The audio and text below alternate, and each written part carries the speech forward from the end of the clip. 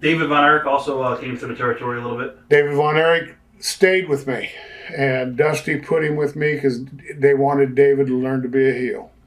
And so consequently, I was elected to help him learn to be a heel. And David and I, until the day he died, were very good friends. Even when I was in San Antonio working for Southwest, before he went to Japan, before he passed away, he come by the house and told him, I don't know if this is common knowledge or anything, but David had come by the house and told me and my wife that they were going to put the world championship on him when he got back in Japan. And he told me that he would erased all the demons and that he was going straight. And I said, great. And the next thing I know, I got a call from Frank that he found him dead. Right. What are your thoughts on his passing?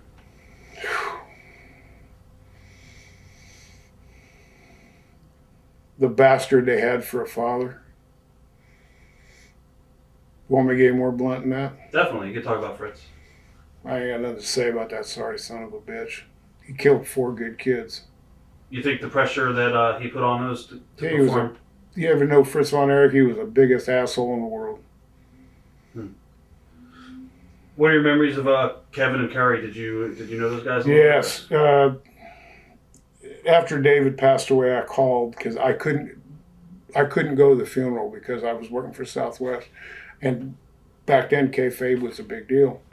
And I called Kerry, and I told Kerry, I said, Kerry, I want you to know that my thoughts are with you, and there will be a bouquet of flowers from Robert Jedwin and his wife, my wife, Donna, it's us. And I said, please remember that. Because David was very close. He says, I know David was very close and everything else. And I says, well, I hope everything's going good for you. And Kevin said, yeah, it's kind of like the mafia. You guys want to come? I said, what? We're talking about your brother, one of my best friends. And you're talking about, because I work in Southwest Championship Wrestling, it's like the mafia. I said, this is work. He was all fucked up. Right. Did you witness a lot of the Von Erich's antics outside the ring? No, because I was in San Antonio and they were in Dallas. Right. I just heard the stories from people. Right. Kerry and I had always got along. In fact, I worked with Kerry in St. Louis and had always got along. And, of course, David and I were very, very close. What are your memories of the Cowboy Connection? With me and old Bart? Right. Oh, man, Bart. Oh, Bart. I wonder where he's at today. He's a good guy. And we had a pretty decent tag team. We really did. It was good. It was a good gimmick.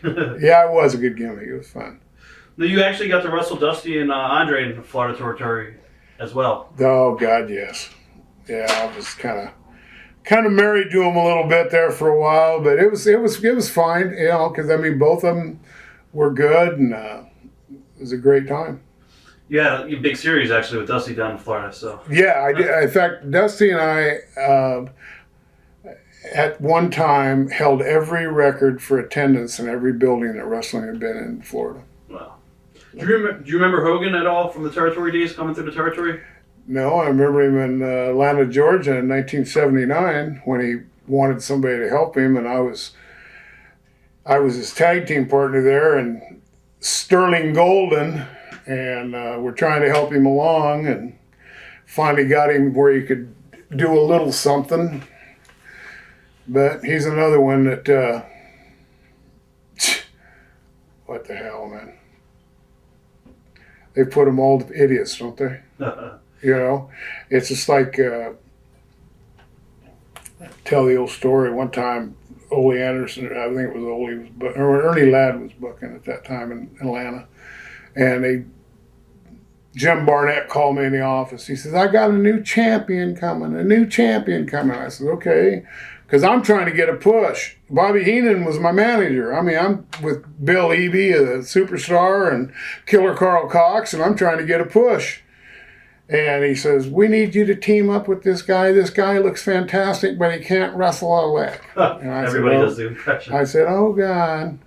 I says, who is it, Jim? He says, his name is Sterling Golden. And when you see him, he just looks golden. And I thought, oh, God. So next thing you know, I meet him. The kid comes in, big kid, good looking. I mean, god darn, Terry was a good looking kid. And I says, and they brought him right in the office, told him, hey, Bobby's going to be your tag team partner. Learn all you can from him. Okay, so we go out in the ring and we start working. And at first, I mean, he didn't, whoever had trained him or sent him anywhere, he didn't have a goddamn clue. No psychology, nothing. And then all of a sudden, man, he started getting a little bit of it. Boom, boom, boom, boom, you know, started getting it. And then I went to TV one Saturday and walked into TV, and they got Paul Ellering sitting there. And I said, hey, Paul, what are you doing here? He says, I got a new tag team, and it looks like we're going to wrestle you and your partner. I says, oh, really? Who's that? The Road Warriors. I haven't recovered from those matches. I'm still limping around, Joe. But anyhow, they were great. All those guys were good guys. It's just too bad. I don't know. I say a lot. I will say a lot of bad things about Terry Bully. I'll tell you, he forgot where he came from. He forgot who he met on the way up. So what you get, what you deserve, man. You hang around at 60 years old and try to be a teen idol. It's not happening. You know, it's over. Like I said, I quit in 1988, 1989. I quit. This is the first thing that I have ever done in professional wrestling since 1989. And the only reason I'm doing this is because I have friends up here that I haven't seen in a long time and I want to come to see them. What about Bugsy McGraw? Memories of Bugsy. Oh, yeah, he's funny. Mike Davis, yeah, he's funny. He was a good guy. I tell you what, the big guy could work, man. God, he could work.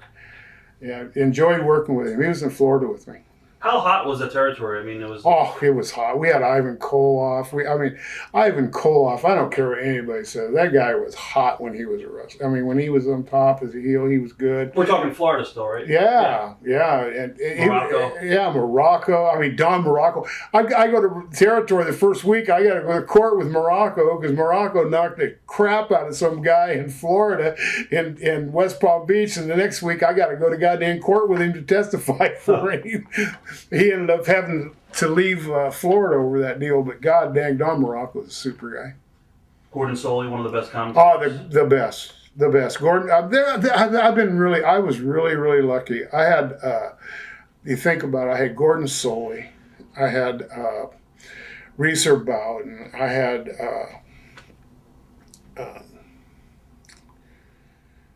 Bill Kirsten. I mean, and in Amarillo, I had Steve Stacks. San Antonio, I had Steve. I had the greatest announcers. They all made me look good. Right. Every one of them. Every goddamn one of them. You also worked for Central States Territory, and your thoughts on Bob Geigel and Harley as bookers and promoters? I wonder if Geigel's ever going to make true on my checks. I really can't say. I lived there. I married a girl from there, and I've lived there now for years. I loved the place, but it was a gold mine.